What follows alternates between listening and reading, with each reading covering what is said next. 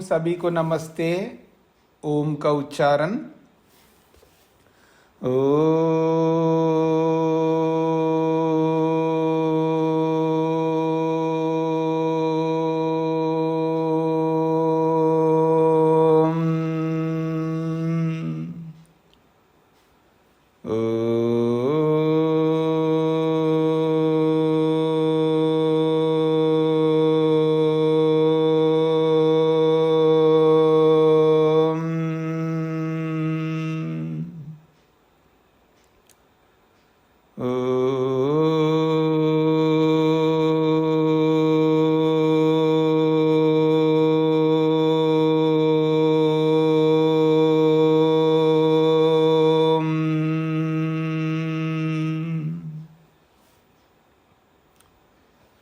न्याय दर्शन की 148वीं कक्षा दूसरे अध्याय के दूसरे आहनिक के 36 सूत्र पूरे किए। प्रसंग है शब्द का नित्यत्व और अनित्यत्व। तो आइए पृष्ठ संख्या 126 37वां सूत्र पढ़ने जाएंगे। अब यहाँ पर एक बात कही जा रही है, प्रसंग चलाया गया है अनुपलब्धि, विनाश का कारण उपलब्ध ना होना। तो शब्द श्रवण को रोकने वाला कारण का उपलब्ध ना होना। दो बातें हैं। शब्द को नित्य मानने वाले शब्द को वो नित्य मान रहे हैं और विनाश का कारण उपलब्ध ना होने के कारण से, यानी शब्द को नष्ट करने वाला, शब्द को समाप्त करने वाला कारण तो दिखता नहीं है, इसलिए शब्द नित्य है। ये इस प्रसंग को लेकर के अनित्य शब्द नित्यत्ववादी चल रहा है। सिद्धांती ने उसका उत्तर 33वें सूत्र में जो दिया था वो दिया था, यदि ऐसा है 34वां सूत्र 34वां सूत्र में तो लगातार शब्द सुनाई देना चाहिए। यदि शब्द प्रकट हो गया, आपके मत के अनुसार शब्द तो नित्य है और प्रकट हो गया है, और प्रकट हो गया है तो उस सुनाई जो दे रहा है हमको वो लगातार सुनाई देना चाहिए। क्यों लगातार सुनाई देना चाहिए? उसको रोकने वाला कोई दिख नहीं रहा है, हमको रोकने वाला उपलब्ध नहीं हो रहा है। अनुपलब्धि के कारण से आपने शब्द को नित्य सिद्ध करने का प्रयत्न किया है, तो हम भी यही कहेंगे। तो शब्द नित्य है तो हमको सुनाई देना चाहिए। सुनाई देने वाला जो स्थिति है वो लगातार बनाए रहना चाहिए। क्यों? क्योंकि शब्द नित्य है और सुनाई हमको दिया एक बार, अब लगातार सुनाई देना चाहिए। क्यों? उसको रोकने वाला दिख नहीं रहा हमको। तो अनुपलब्धि है शब्द श्रवण को रोकने वाला उपलब्ध ना होने से। तो शब्द विनाश का कारण उपलब्ध नहीं हो रहा है, तो शब्द श्रवण को रोकने वाला कारण भी तो उपलब्ध नहीं हो रहा है, और दोनों उपलब्ध नहीं हो रहे। तो दोनों उपलब्ध नहीं हो रहे हैं, तो दोनों के कारण से आप नित्य ठहरा रहे, तो हम अनित्य भी तो ठहरा सकते हैं। स्पष्ट हो रही जी बात? यदि शब्द नित्य है तो हम कहते हैं नित्य नहीं है तो वो नष्ट होता है, तो नष्ट करने वाला कारण तो दिख नहीं रहा है हमको। तो विनाश का कारण उपलब्ध ना होने से शब्द को आप नित्य ठहराते हैं। तो जो शब्द श्रवण है, शब्द श्रवण जो है हमको लगातार होना चाहिए। शब्द श्रवण को रोकने वाला कारण भी तो उपलब्ध नहीं हो रहा है, तो शब्द श्रवण भी लगातार होना चाहिए। तो दोनों उपलब्ध नहीं हो रहे हैं। अनुपलब्धि दोनों के सामने एक जैसा है, तो अनुपलब्धि से आप उसको नित्य ठहरा रहे हो, तो अनुपलब्धि से हम अनित्य भी तो ठहरा सकते हैं।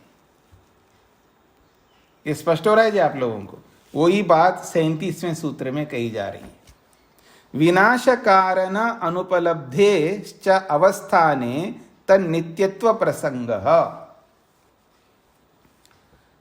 विनाश कारण अनुपलब्धे, विनाश का कारण उपलब्ध ना होने से अवस्थाने, वो शब्द बना रहता है, तो अवस्थाने अवस्थित रहने के कारण से तत् नित्यत्व प्रसंग, उस शब्द का नित्यत्व का प्रसंग आता है।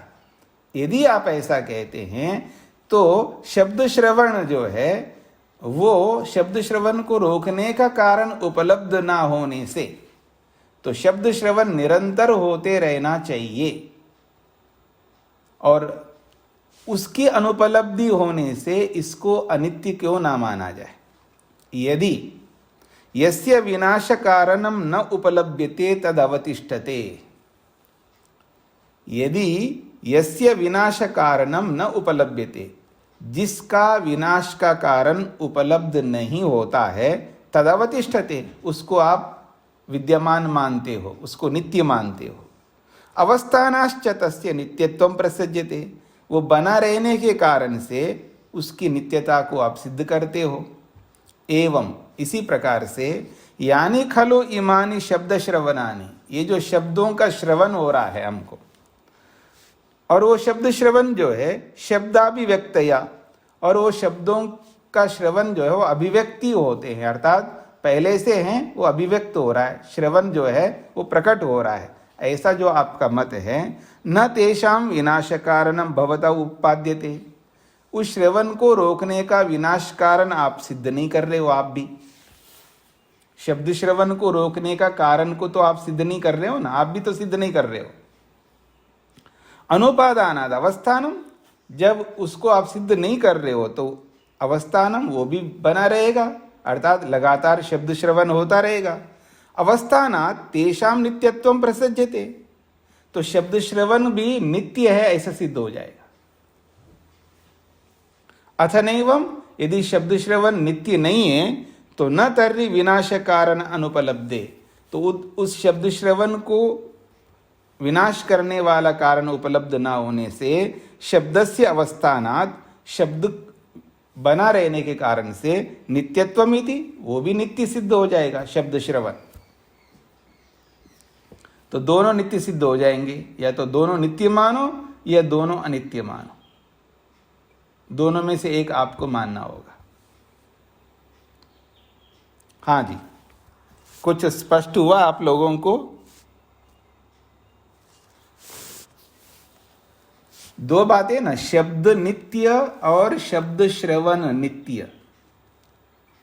शब्द तो नित्य माना जा रहा है, तो शब्द का श्रवण भी तो नित्य मानना होगा ना आपको। शब्द को नित्य मानने वाले को शब्द का श्रवण भी नित्य मानना होगा। ये स्पष्ट हो रहा है आप लोगों को? प्रश्न समझ में आ रहा है? शब्द को आप नित्य मानते हैं, क्यों नित्य मानते हैं? क्योंकि शब्द को नष्ट करने वाला कारण उपलब्ध नहीं हो रहा है, इसलिए। तो शब्द को आपने प्रकट कर दिया, अब उस शब्द को नष्ट, शब्द श्रवण को नष्ट करने वाला कारण भी तो उपलब्ध नहीं हो रहा है। शब्द श्रवण, शब्द का श्रवण होना प्रारंभ हो गया तो वो बस चलता ही रहना चाहिए, श्रवण होता ही रहना चाहिए, क्योंकि उस श्रवण को नष्ट करने वाला, रोकने वाला कारण उपलब्ध नहीं हो रहा है। तो शब्द श्रवण भी नित्य सिद्ध होने लगेगा, और जब नित्य नहीं मानोगे तो अनित्य मानो, तो फिर वो शब्द भी अनित्य सिद्ध हो जाएगा। या तो दोनों को नित्य मानो या दोनों को अनित्य मानो। और वो शब्द श्रवण को नित्य नहीं मान सकता। वो कैसे मानेगा जी शब्द श्रवण को नित्य? क्योंकि सुनाई नहीं दे रहा हमको, इसलिए फंस गया वो। ऐसे समझ लीजिएगा। स्पष्ट हो गया जी आप लोगों को ये सब बातें? आगे बढ़े हम लोग। कोई कुछ नहीं प्रतिक्रिया व्यक्त कर रहे हैं, समझ। स्वामी जी 37वें का जो अंतिम शब्द, हाँ बोलिए। नाम नित्य त्वमिति के शब्द के स्थिर रहने से वो उसका नित्य है, उसका श्रवण होना, इसका क्या अर्थ है इस शब्द, पूरे शब्द का? तो शब्द के श्रवण का विनाश का कारण उपलब्ध नहीं हो रहा है, तो श्रवण भी नित्य होना चाहिए, सुनाई देते रहना चाहिए। आपको क्यों नहीं सुनाई दे रहा है? शब्द भी नित्य सिद्ध होगा तो शब्द श्रवण भी नित्य सिद्ध होगा। हाँ जी, अल्पना जी। जी स्वामी जी, इसमें जो ये सारी बात कही है, बोलिएगा। हमें से लग रहा है कि वो सिद्धांती का पक्ष है। कौन सा? स्वामी जी, ये जो सूत्र है 37वां, हाँ जी हाँ जी, इसमें यदि लगाने से वो सिद्धांती का पक्ष लग रहा है कि अगर ऐसा होगा तो ऐसा होगा, इस तरह से लगाने से वो लग रहा है जैसे सिद्धांती का सूत्र है, लेकिन बाकी सारी स्थिति जो है वो पूर्व पक्षी वाली लग रही है। हाँ नहीं है तो सूत्र सिद्धांती का ही है, सूत्र सिद्धांती का ही है। और यदि लगा करके वो सिद्धांती कह रहे हैं, यदि आप विनाश का कारण उपलब्ध ना होने के कारण से उसको नित्य मान रहे हो, यदि, ठीक है ना, तो ऐसी स्थिति में तो शब्द श्रवण का विनाश कारण भी उपलब्ध नहीं हो रहा है, तो फिर शब्द श्रवण को भी नित्य मानना होगा आपको। तो यह पूरा सूत्र भाष्य सिद्धांती का है, लेकिन आक्षेप प्रश्नकर्ता के ऊपर है। जैसे व्यतिरेक से सिद्धि होगी। हाँ जी हाँ जी, व्यतिरेक से ही हो रही है। यानी अगर आप शब्द को नित्य मानते हो, नित्य मानने के पीछे आपका हेतु क्या है? विनाश का कारण उपलब्ध ना होना। चलिए मान लेते थोड़ी देर के लिए आपका, तो विनाश का कारण उपलब्ध नहीं हो रहा है, तो आपका पक्ष हो गया नित्य।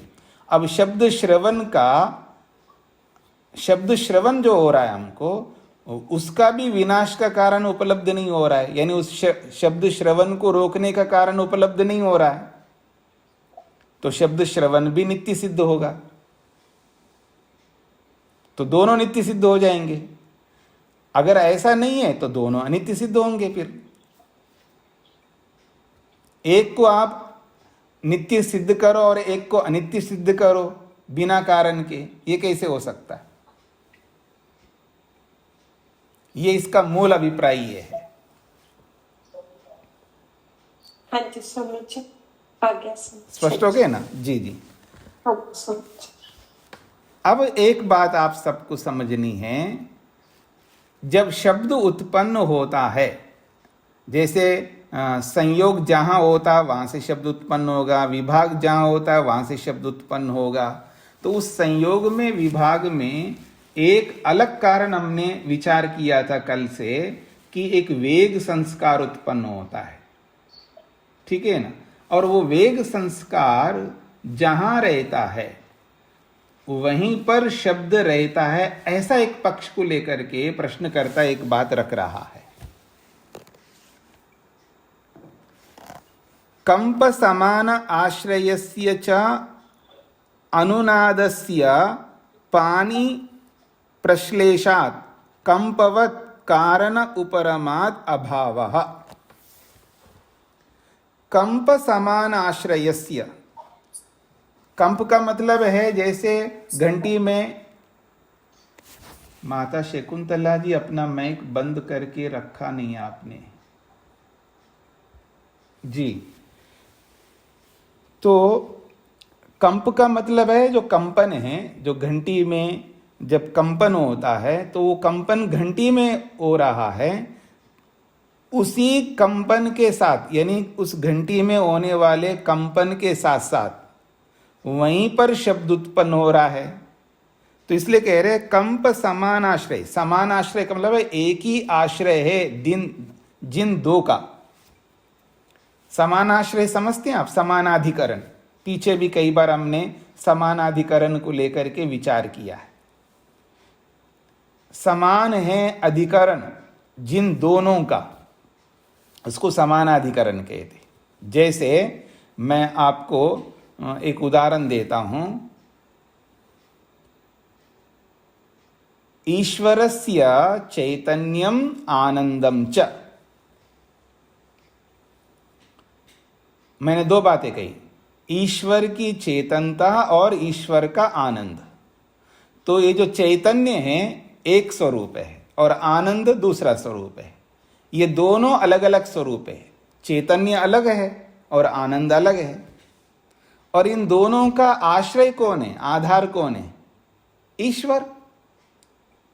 तो चेतनता और आनंद, इन दोनों का आश्रय ईश्वर रूपी वस्तु है। तो इसको कहेंगे चैतन्यस्य समानाश्रयः आनंदः। चेतनता का समान आश्रय आनंद है। ये बात जिनको समझ में नहीं आए वो पूछ सकते। समान आश्रय क्या होता है, ये स्पष्ट हो रहा है नहीं हो रहा है? समान आश्रय समझ में आ रहा है ना? दो चीजों का आश्रय का मतलब आधार। बच्चों का आश्रय कौन है जी? माता पिता। एक बेटा है और एक बेटी है, और बेटे का आधार मां है तो बेटी का आधार भी मां है। तो दोनों एक ही व्यक्ति के आश्रित रहते हैं, तो दोनों का आश्रय एक है। तो इसको हम ऐसा कहेंगे समान आश्रय है मां। समान रूप से आश्रय देने वाली है मां। किनको? बेटा और बेटी दोनों को। तो ये बेटा और बेटी दो अलग अलग हो गए ना। इन दोनों का समान आधार कहो या समान आश्रय कहो, वो मां है। ये स्पष्ट हो रहा है? ये बात समझ में आ गई आप लोगों को? अब यहां पर आते हैं जी, घंटी में संयोग हो गया तो वहां पर कंपन उत्पन्न हुआ। तो वो कंपन किस में हो रहा है? घंटी में। और शब्द कहां से पैदा हो रहा है? उस घंटी में। दोनों का आश्रय घंटी है। दोनों का आश्रय घंटी है, ऐसा प्रश्नकर्ता कहना चाह रहा है। स्पष्ट हो रहा है आप लोगों को? जी स्वामी जी, मुझे एक बात पूछनी। अभी अभी आपने उदाहरण दिया कि ईश्वर की चेतनता और आनंद जो है वो ईश्वर में ही है ना, तो समान आश्रय तो ईश्वर हुआ, चेतनता हुई क्या कह रहे हैं आप? आपका माइक बंद हो रहा है। नहीं, खुला। हाँ बोलिए।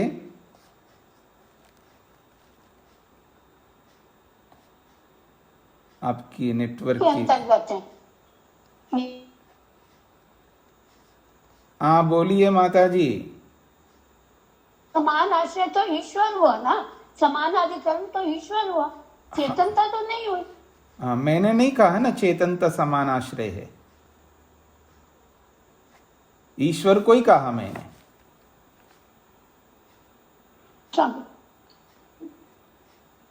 हाँ जी, ईश्वर को ही कहा है।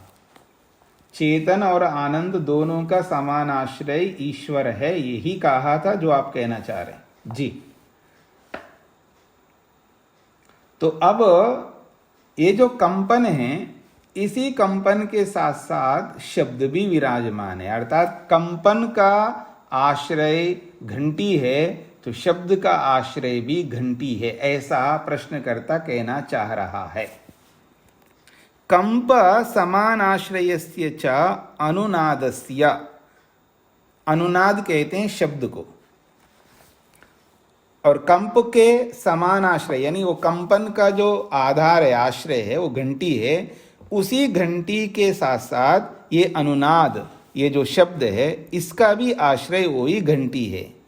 और पानी प्रश्लेषात, हाथ के स्पर्श से, कंपवत, जैसे कंपन रुक जाता है, तो कंपवत कारणोपरमाद, कंपन रूपी कारण के उपरम होने से, उपरम का मतलब है रुक जाने से, अभावः, कंपन समाप्त हो जाता है, तो ऐसे ही शब्द भी समाप्त हो जाता है, शब्द भी रुक जाता है। तो प्रश्नकर्ता क्या कहना चाह रहा है? कंपन का आश्रय जो है वो घंटी है, तो शब्द का आश्रय भी घंटी है, ये प्रश्नकर्ता कहना चाह रहा है। वैयधिकरणे ही प्रतिघाति द्रव्य प्रश्लेषात् समानाधिकरणस्यैव उपरमः स्यादिति। वैयधिकरणे का मतलब है अधिकरण अलग हो जाए। वैयधिकरण का मतलब है आधार अलग अलग हो जाए। कंपन का आधार तो घंटी है और शब्द का आधारण कोई और हो जाए, तब अधिकरण बदल गए ना, तो उसको व्यधिकरण कहेंगे। उसी को वैयधिकरण्य कहा है। तो वैयधिकरण्य अर्थात अधिकरण आधार अलग होने पर तो प्रतिघाती द्रव्य प्रश्लेषात, प्रतिघाती द्रव्य को रोकने पर, प्रतिघाती द्रव्य के साथ स्पर्श होने जा, प्रतिघाती द्रव्य जैसे हाथ है, उस हाथ का उस घंटी के साथ स्पर्श हो जाने से समानाधिकरणस्य एव उपरमः स्यात्। समान अधिकरण अगर दोनों उसी का अधिकरण है, यानी शब्द का भी और कंपन का आधार घंटी है, तो वो उसमें से केवल कंपन ही रुक जाना चाहिए, शब्द क्यों रुकता है? अगर वो समानाधिकरण घंटी है तो इसलिए तो शब्द भी रुक रहा है। इससे ये समझ में आएगा कि शब्द का आधार घंटी है, यानी शब्द घंटी में रहता है, ऐसा प्रश्नकर्ता का कहना है। तो इसका निषेध सिद्धांती करेंगे।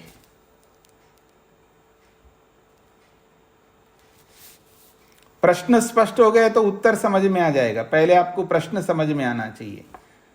शब्द का आधार घंटी है, यानी शब्द कहाँ रहता है जी? घंटी में रहता है, ऐसा प्रश्नकर्ता कहना चाहता है। तो क्या इस बात को आप लोग मानते हैं? ये बात आपको स्पष्ट हो रही है? हाँ जी, हाँ। अगर आप लोग ढंग से समझ लेंगे इस बात को तो आपको समझ में आ जाएगा प्रश्नकर्ता क्या गड़बड़ कर रहा है। अब सिद्धांती कहता है नहीं, ये हो नहीं सकता, समान आश्रय नहीं है यहां पर, दोनों का आधार एक नहीं है। यहां पर घंटी में तो कंपन है, हम स्वीकार करते हैं, पर शब्द घंटी में ही है, ये हम नहीं स्वीकार कर सकते। शब्द का आधार घंटी नहीं हो सकता, क्योंकि शब्द का आधार तो आकाश है, शब्द तो आकाश में रहता है ना। शब्द का आधार तो आकाश है, घंटी नहीं है। ये आप लोगों को भी समझना है।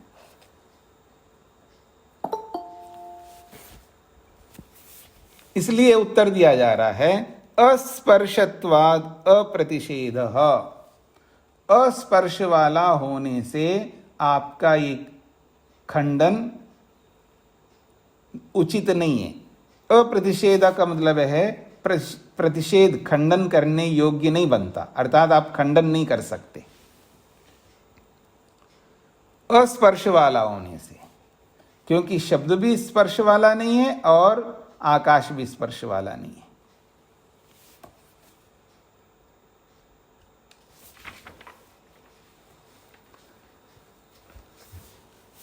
हाँ जी, सूत्रार्थ स्पष्ट हो रहा है जी। अस्पर्शत्व हेतु से प्रतिषेध नहीं बन सकता। हेतु क्या है हमारा? अस्पर्श वाला होने से, क्योंकि शब्द जो है अस्पर्श वाला है, शब्द में कोई स्पर्श नहीं होता है, शब्द में स्पर्श नहीं रहता है। जैसे रूप में स्पर्श होता है, गंध में स्पर्श होता है, रस में स्पर्श होता है, ऐसे शब्द में स्पर्श नहीं है। अस्पर्श वाला होने से ये जो आपका जो हेतु है वो अनुचित है। अस्पर्शत्व हेतु से, अस्पर्शत्व हेतु होने से प्रतिषेध नहीं बनता, आपका खंडन नहीं बन सकता। अर्थात आप शब्द का आधार द्रव्य को मान रहे हो, ये नहीं हो सकता। द्रव्य का मतलब है घंटी है। ये जो घंटी रूपी द्रव्य है, घंटी हो या अथवा कोई भी पुस्तक हो, जहां भी संयोग होता है, संयोग द्रव्य, संयोग जिसमें होता है वो द्रव्य शब्द का आधार नहीं हो सकता। यदिदम न आकाश गुना शब्दा इति प्रतिषिध्यते, यदि प्रश्नकर्ता शब्द को आकाश का गुण नहीं मानता है, उसका खंडन करता है, अयम अनुपन्ना प्रतिषेधा, उसका यह खंडन सिद्ध नहीं हो सकता। क्यों? अस्पर्शत्वा शब्दाश्रयस्य, शब्द का आश्रय जो है बिना स्पर्श वाला होता है। अस्पर्शत्वा शब्दाश्रयस्य, शब्द का आश्रय जो है वो बिना स्पर्श वाला है। जो शब्द को धारण करता है उसका नियम यह है कि वो अस्पर्श वाला होना चाहिए। अस्पर्श वाला ही शब्द को अपने अंदर रखता है, स्पर्शवान नहीं।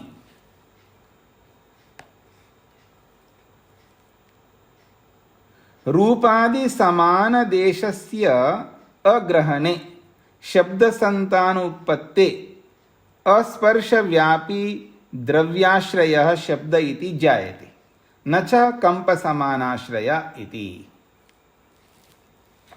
इस बात को समझ लीजिएगा। रूपादि समान देशस्य अग्रहणे, जहां रूप है, रस है, ये जहां रूप रहता है उसी जगह पर उसका ग्रहण होता है। जहां रस होता है उसी जगह पर उसका ग्रहण होता है। तो रूपादि के समान देश में ग्रहण ना होने के कारण शब्द जो है रूपादि गुणों के समान उसी देश में ग्रहण नहीं होता है, क्योंकि शब्द का ग्रहण होता है कान में, कर्ण में। द्रव्य कहीं पर है और श्रवण होता है कानों में, कानों में आकर के उसका श्रवण होता है। तो रूपादि समान देश में अग्रहणे, शब्द का ग्रहण ना होने पर शब्द संतानोत्पत्ति, और शब्द संतान की सिद्धि होती है इससे। यानी शब्द चल करके जाता है और वो एक शब्द दूसरे को, दूसरा तीसरे को, तीसरे को चौथा, ऐसा उत्पन्न करता हुआ तो शब्द संतति के कारण से और कर्ण तक पहुंचता है और कर्ण में सुनाई देता है।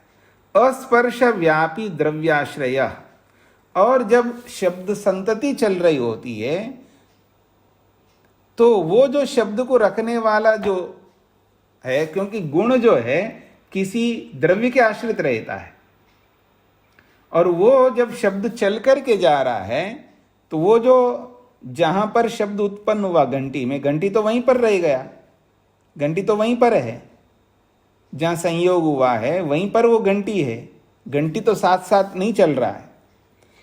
तो अब जो शब्द जा रहा है तो वो गुण है ना, उस गुण को धारण करने वाला कोई द्रव्य होना चाहिए, क्योंकि नियम है कि गुण स्वतंत्र नहीं रहता। ये सिद्धांत समझ लीजिएगा। कोई भी गुण द्रव्य से हट करके स्वतंत्र रूप से नहीं रह सकता। किसी भी गुण में ऐसे सामर्थ्य नहीं है। कोई गुण हो, याद रखना, जिसे आप गुण कहते हो वो स्वतंत्र नहीं रहता, वो द्रव्य के आश्रित रहता है, द्रव्य से हट करके अलग नहीं रह सकता। कोई भी गुण द्रव्य से हट करके अलग नहीं रह सकता। तो जब शब्द चल रहा है तो कहां, किस में चलेगा शब्द? द्रव्य में तो रह करके चलेगा ना, तो वो आकाश में ही तो रहता है शब्द। शब्द का आश्रय आकाश है। तो यही कहना चाह रहे हैं कि शब्द संतति है, शब्द संतति के कारण से, शब्द संतति की सिद्धि होने के कारण से अस्पर्श व्यापी द्रव्यस्य, जो अस्पर्श वाला जो व्यापक द्रव्य है उसके आश्रय ही शब्द रहता है, वो आकाश है। इति जायते, ऐसा ही सिद्ध होता है। न च कंप समान आश्रय इति, कंपन का समान आश्रय शब्द नहीं हो सकता, अर्थात कंपन जिसमें होता है वहीं शब्द रहता है, ऐसा कभी नहीं बन सकता। ये बात कही है। हाँ जी, स्पष्ट हो रहा है जी तेज नारायण जी?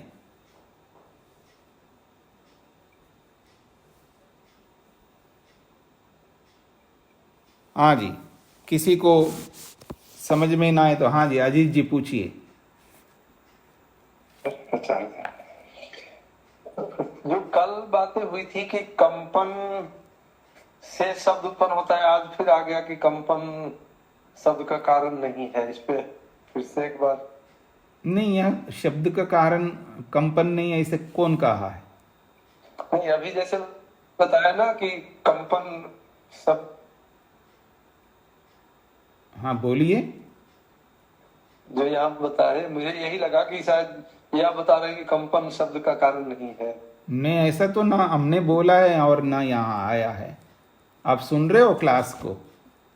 जी जी जी, शब्द सत्तानुत्पत्ति स्पर्श इंद्रियाश्रय शब्द इति ज्यायते न च कंपन समाश्रय इति, ये जो अंतिम लाइन है। हाँ जी, इससे आप क्या समझ रहे हो? न च जो कंपन समानाश्रय इति। हाँ हाँ, समझ गए आपकी बात। इस कंप समान आश्रय ना, इस शब्द से क्या अर्थ समझ रहे हैं आप? बोलिए। कंपन। हाँ बोलिए बोलिए। नहीं, इसको एक बार और क्लियर कर दीजिए, मेरे समझने में भूल रही है। देखिए, कंपन शब्द का कारण नहीं बनता, ये थोड़ा कहा जा रहा है। कंपन जहां रहता है वहीं पर शब्द नहीं रहता है, ये बोला जा रहा है। जी जी, इसी में कंफ्यूजन हुआ मुझे। तो इसमें क्या कंफ्यूजन है आपको? कि कंपन जहां नहीं रहता वहां शब्द नहीं होता। नहीं नहीं, आप इधर उधर जा रहे फिर वापस। ऐसा है, कंपन किस में पैदा हो रहा है? बोलिए। कंपन कंपन द्रव्य में पैदा होने पदार्थ में। कौन सा द्रव्य, कोई उदाहरण बताओ। जैसे घंटी है, जी तो कंपन किस में है? घंटी में है। जी और शब्द भी घंटी में है, ऐसा प्रश्नकर्ता कहना चाह रहा है। जी जी, ठीक है ना? तो घंटी में दो चीज हो गए ना, एक तो कंपन भी है और एक शब्द भी है, तो जी दोनों का आश्रय घंटी है, ऐसा प्रश्नकर्ता कहना चाह रहा है। हाँ जी बोलिए, समझ में आई ये बात? जी, बिल्कुल आगे सुनिए। तो सिद्धांत कहते हैं ऐसा नहीं है। जहां कंपन होता है, जिस द्रव्य में कंपन है, उसी कंपन वाले द्रव्य में शब्द नहीं रहता है, ये सिद्धांत कहना चाह रहे हैं। ये अलग बात है, ठीक समझ में। और कंपन शब्द का कारण नहीं है, ये अलग बात है।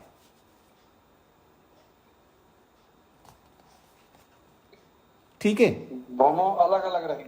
जी हाँ, मतलब कंपन तो किसी में भी रह सकता है, जहां कंपन उत्पन्न करोगे उसमें रहेगा, ठीक है ना? लेकिन शब्द जो है, शब्द तो आकाश में रहता है ना, शब्द का आधार आकाश है। जी शब्द का आश्रय कौन है? आधार, आधार कहो आश्रय को, तो शब्द का आश्रय तो आकाश है, तो घंटी थोड़ा है। जी, यही कहना चाहते सिद्धांति। हाँ जी, तेज नारायण जी बोलिए। जी स्वामी जी, ये स्पष्ट है कि शब्द का आश्रय बिना स्पर्श वाला है, ये क्लियर हो गया जी। लेकिन जब शब्द कान में पहुंचता है तो क्या कान पे स्पर्श नहीं करता? नहीं नहीं, उसमें स्पर्श है ही नहीं, तो स्पर्श कैसे करेगा? कान में पहुंच गया है लेकिन उसमें स्पर्श गुण नहीं है, कान को सुनाई दे रहा है, वहां पहुंचने के बाद कान को सुनाई दे रहा है। जी स्वामी जी, ठीक है ना? ये जरूरी नहीं कि उसमें स्पर्श होना चाहिए। हाँ, अब मान लो मेरे को परमात्मा का प्रत्यक्ष हो रहा है तो इसका ये अर्थ थोड़ा कि उसमें स्पर्श होना चाहिए। मतलब जैसा गुण होगा वैसा ही तो प्रत्यक्ष होगा ना। अगर शब्द शब्द शब्द गुण है उसमें तो शब्द का शब्द सुनाई देगा।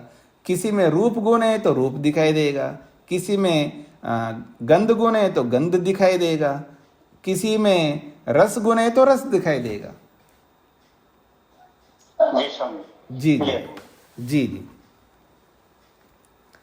तो ये स्पष्ट करना चाह रहे हैं यहाँ पर कि शब्द और कंपन एक ही में नहीं रहते हैं। जैसे रूप, मान लीजिएगा मैं आपके सामने रखूं एक लड्डू, लड्डू के अंदर रूप है, ठीक है जी, लड्डू के अंदर रस भी है,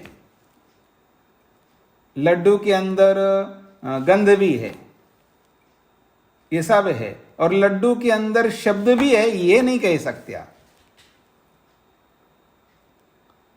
पर उस लड्डू को तोड़ने से शब्द पैदा होता है, ये तो हम कहेंगे। विभाग करेंगे ना, मान लो शादी की लड्डू है जी, अब वो कई दिन हो गए शादी करके, गांव में ऐसे होता है कि 15 दिन हो गए फिर भी लड्डू है, अब वो कठोर हो गए लड्डू, बूंदी के लड्डू, ठीक है जी। अब उसको तोड़ो तो उसमें आवाज आएगी आपको, पर इसका ये मतलब नहीं है कि वो लड्डू में शब्द रहता है। शब्द का आश्रय लड्डू ऐसा कोई कहने लगे तो नहीं चलेगा। नहीं जी, वहीं से पैदा वहीं से हुआ है, इसमें कोई आपत्ति नहीं है, क्योंकि उसके विभाग करने से, विभाग से शब्द उत्पन्न हुआ है। लड्डू को तोड़ने पर शब्द उत्पन्न हुआ है, ठीक है ना।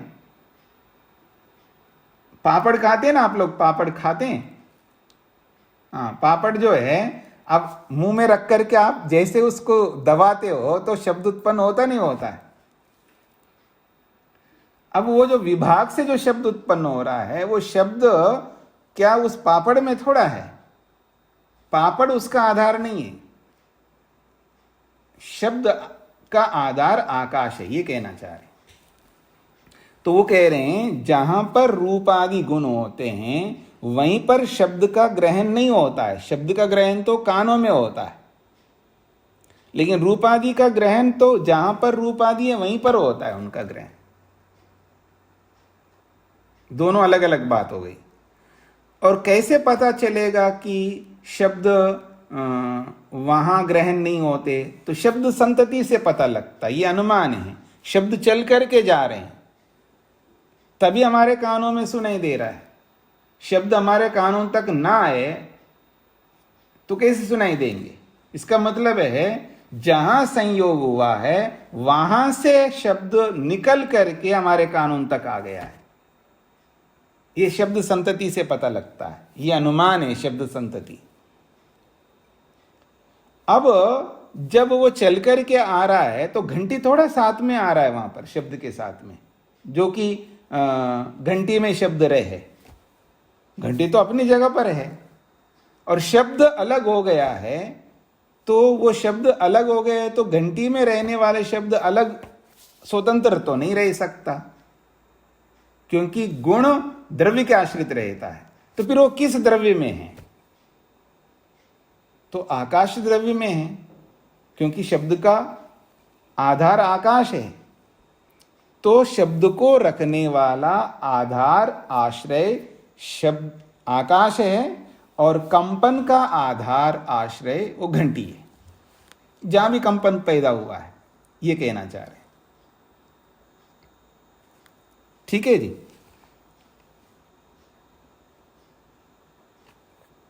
आगे बढ़े जी। इसी बात को आगे और स्पष्ट करने का प्रयत्न कर रहे हैं।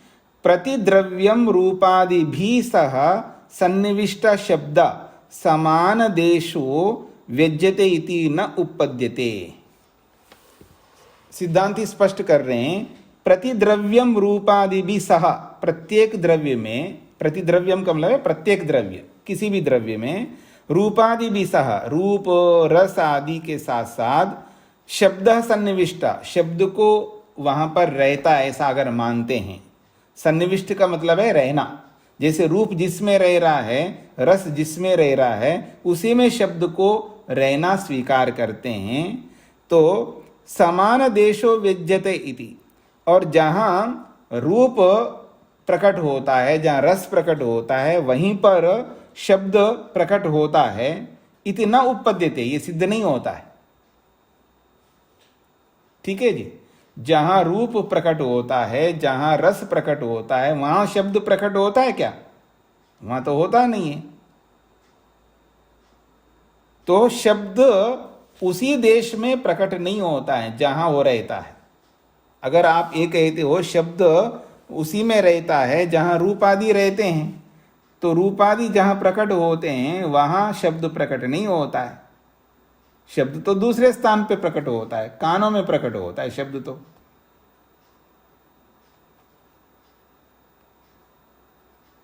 कथम, कैसे? विभक्त्यंतोपत्तिश्च समासे, ये 39वां सूत्र है। इस बात को समझने का प्रयत्न करिएगा। विभक्त्यंतोपपत्ति, विभक्त्यंत का मतलब है अलग अलग विभाग। शब्दों का शब्द अलग अलग है, शब्दों का विभाग अलग अलग है, और उसका विभागांतर भी अलग अलग है। तो विभक्त्यंतोपपत्ति का मतलब है शब्द के विभाग और प्रविभाग, इनकी सिद्धि होने से। समासे, समासे का मतलब है एक जगह पर, एक ही स्थान पर रूप रस के समान शब्द को स्वीकार करने पर विभक्त्यंतोपत्ति, विभक्त्यंत की उत्पत्ति सिद्धि नहीं हो पाएगी। इसलिए समास में, यानी जहां पर रूप रस आदि रहते हैं वहीं पर शब्द को मानेंगे, तो ये जो विभक्त्यंत की जो सिद्धि हो रही है, अलग अलग शब्दों का विभाग की सिद्धि हो रही है, ये सिद्ध नहीं हो पाएगा। ऐसा सिद्ध करना चाहते हैं सिद्धांती। भाष्य से आपको और स्पष्ट हो जाएगा।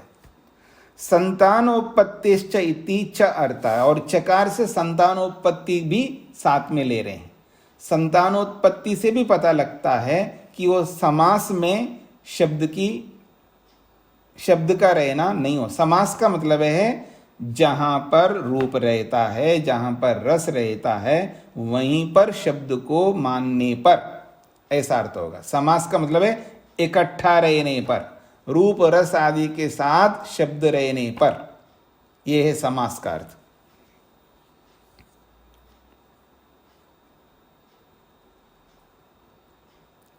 तो कहते हैं संतानोत्पत्तिश्च इति च अर्थ, सूत्र में जो चकार है, इस चकार से संतानोत्पत्ति भी साथ में ले रहे हैं। तद व्याख्यातम, और संतानोत्पत्ति को लेकर के हमने पहले व्याख्यान कर दिया है।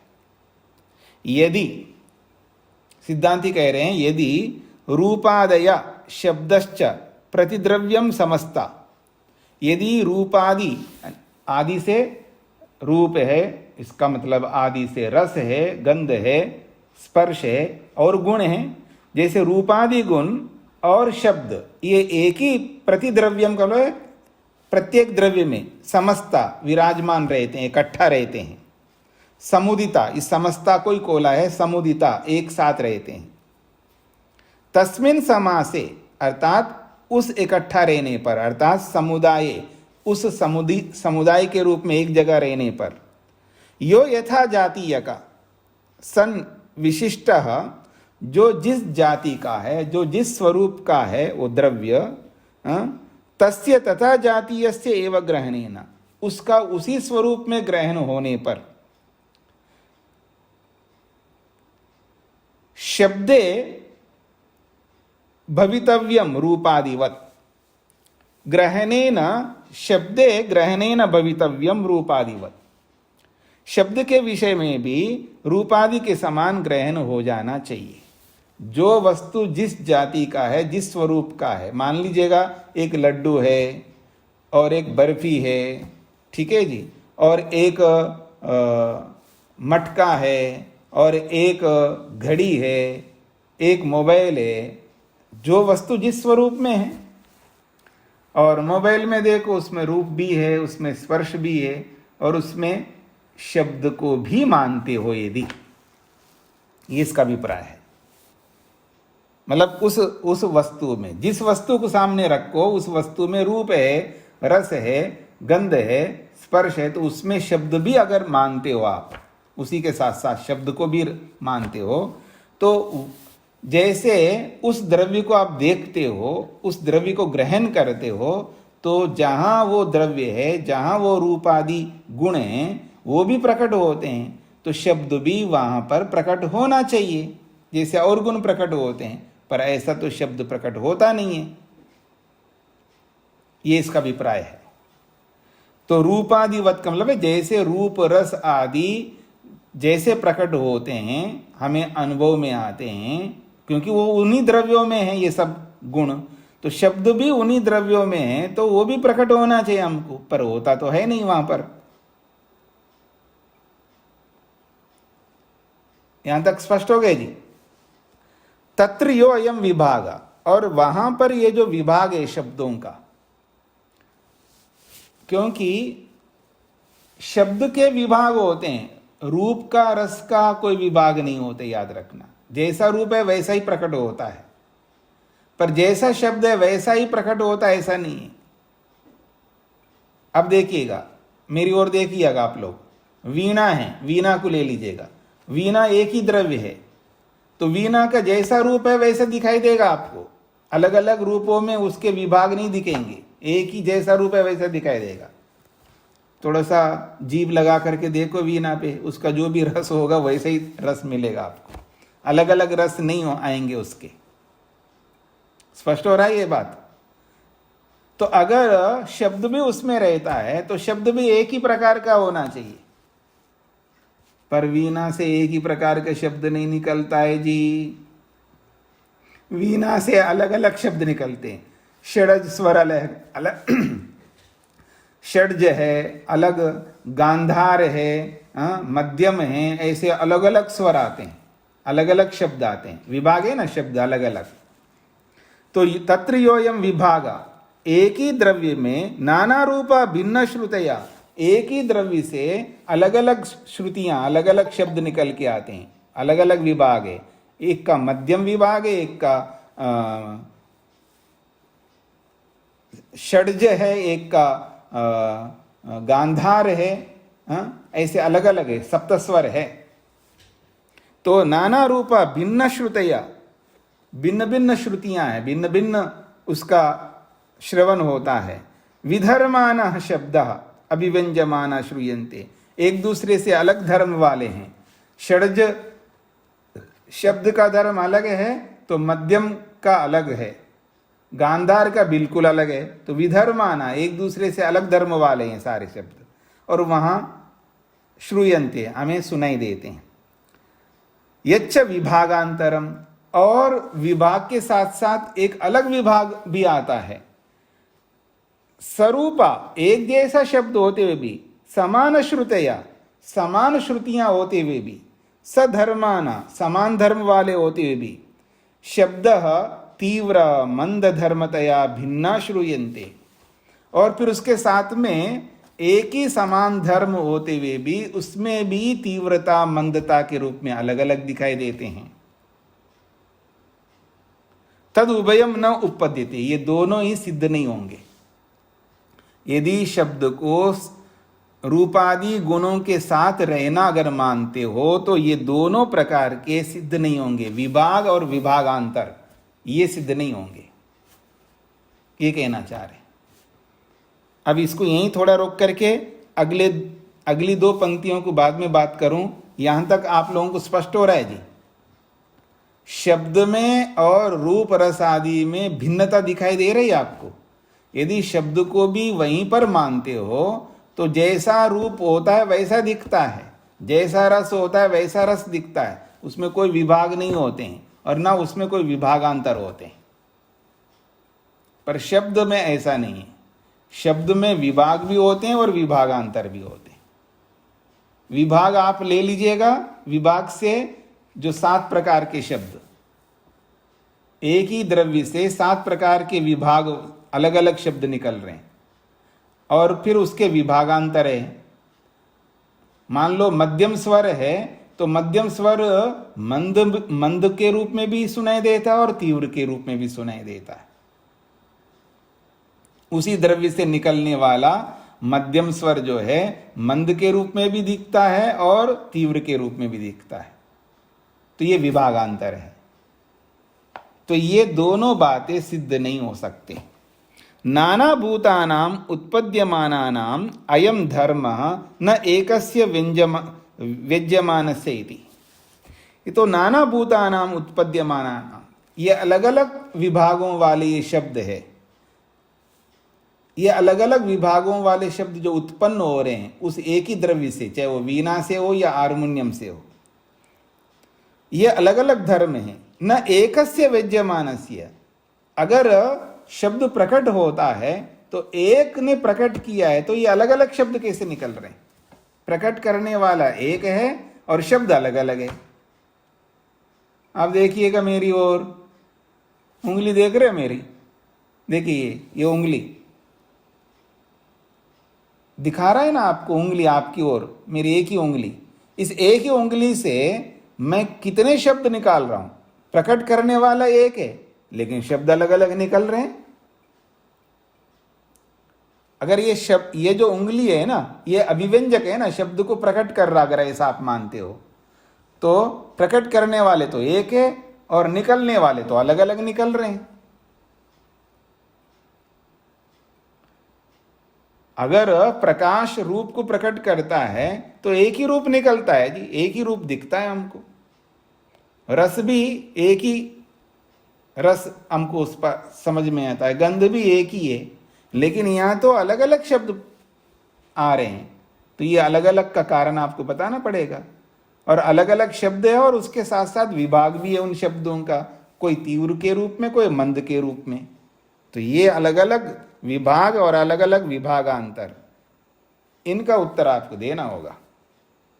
इसलिए कहते हैं अस्ति चायम विभागो विभागांतरम च, पर यहां पर विभाग भी और विभागांतर भी है। तेना विभागोपत्ते, इससे यह सिद्ध होता है शब्दों में विभाग की सिद्धि होने से मन्यामहे, हम ये स्वीकार करते हैं कि न प्रतिद्रव्यम रूपादि भी सह शब्द सन्निविष्ट व्यज्यते।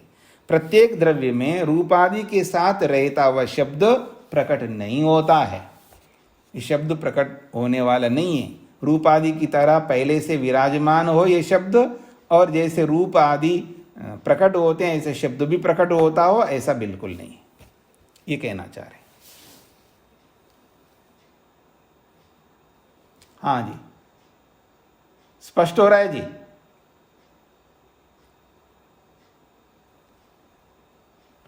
आप लोग भी सोच रहे होंगे पता नहीं ये क्या पढ़ा रहे, हम क्या पढ़ रहे हैं, हाँ क्यों जी, और इससे क्या होगा हमारा, इससे क्या कल्याण होगा, ऐसा सोच रहे होंगे आप लोग।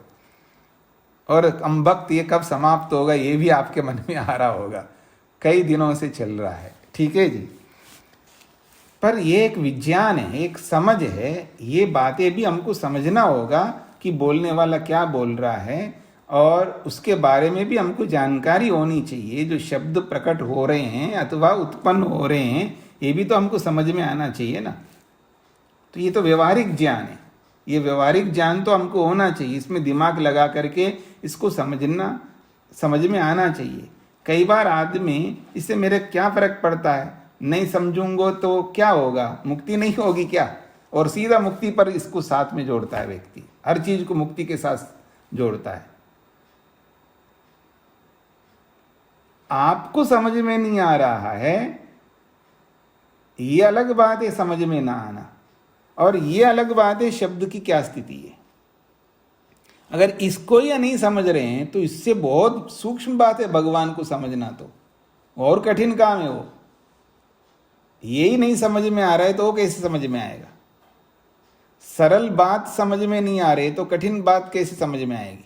वो इससे भी ज्यादा कठिन है भगवान, हाँ याद रखना। इसलिए इसको भी समझने का प्रयत्न करना है आपको, तो आसानी से आपको समझ में आ जाएगा। रुचि पैदा करो, समझने का प्रयत्न करो, बुद्धि लगाओ, कहने वाला क्या कहना चाह रहा है। तो रुचि उत्पन्न करके इसको समझने का प्रयत्न करेंगे तो निश्चित रूप से आप सबको समझ में आएगा ये।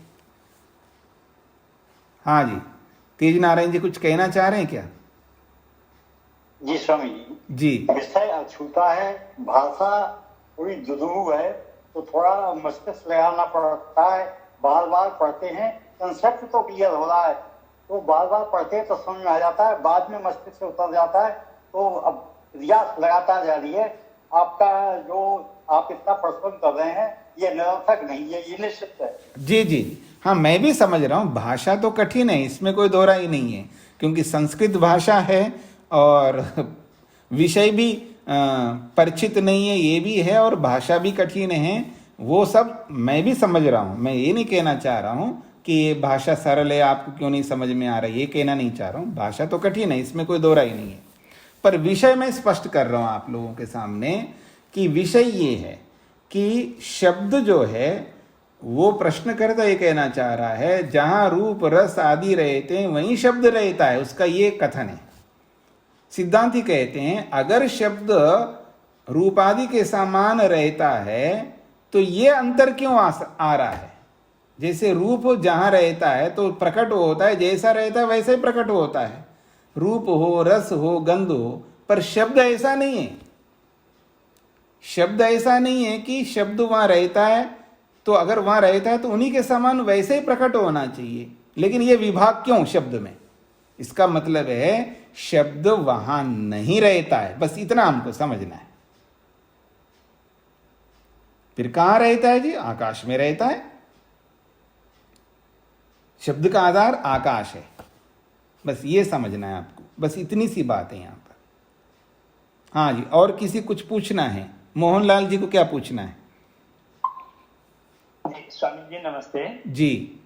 हाँ स्वामी जी, मेरा एक निवेदन है कि जब आप सूत्रार्थ बताया करें तो उसे थोड़ा धीमी मंद गति से, मंद शब्दों से आप बताया करें, जिससे कि हम लिख ले करें। जी, लिखने का तो हमने छुड़ा दिया आपको, लिखने का तो आपको छुड़वा दिया है, लिखने के दिन हो गए समाप्त। ठीक है जी, बस समझने वाली बात है यहाँ पर। मैं और धीमे से बताने का प्रयत्न करूंगा, अपनी ओर से आप लिख लें, मेरे कोई आपत्ति नहीं, लेकिन मैं लिखवाऊंगा नहीं, लिखवाने में बहुत बड़ी समस्या है। जी आप लिखवाएं नहीं, पर उसे उस समय पर मंद गति आप कर। जी जी, ऐसा और ध्यान रखूंगा आगे। जी